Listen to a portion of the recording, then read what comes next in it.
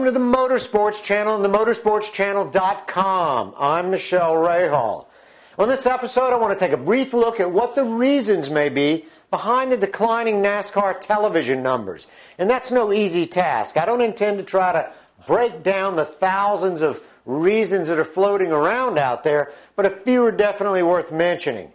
Number one, NASCAR. Even though it's a closer race for the championship this year than ever, it's perceived to be boring by the 18 to 34-year-old demographic. That's fact.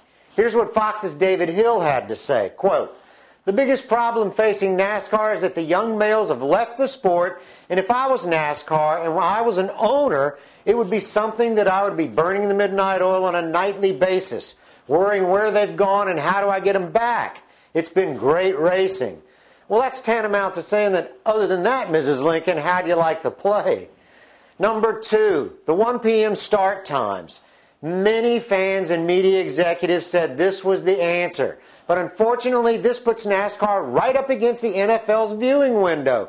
Didn't anybody drill down and think this through? Or did they come to the conclusion that NASCAR was too big to fail? Seems like that's a common theme everywhere these days. I don't agree. On its own, NASCAR should be compelling enough to at least have the viewers burning up the remotes and switching back and forth. Number three, the new car or the car of today. Is the competition tight? Yes. Is the car safer? Yes. But so would a Sherman tank. Is the car compelling? No, it's butt ugly.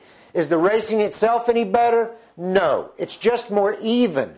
On tracks any larger than a mile, except for the super speedways, there's no passing to speak of and the races are too long.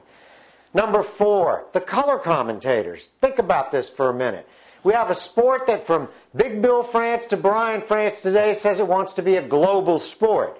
But the people announcing it are almost every single one parochial to the southern United States, and it shows. The NFL experimented with every type of commentator that it could until it had people that were a true presence. To have that, take a look at Morgan Freeman. His voice, his demeanor. He's got presence. Or Howard Cosell and Chris Economaki. They all have the it factor.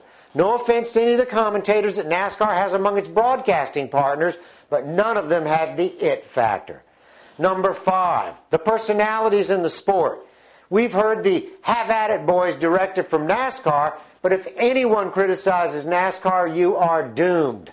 I know they pulled my hard card, and who gives a damn? Not me. But the fans should care whether their favorite driver can speak his mind or not. Everybody's so PC you want to hurl or tune it out.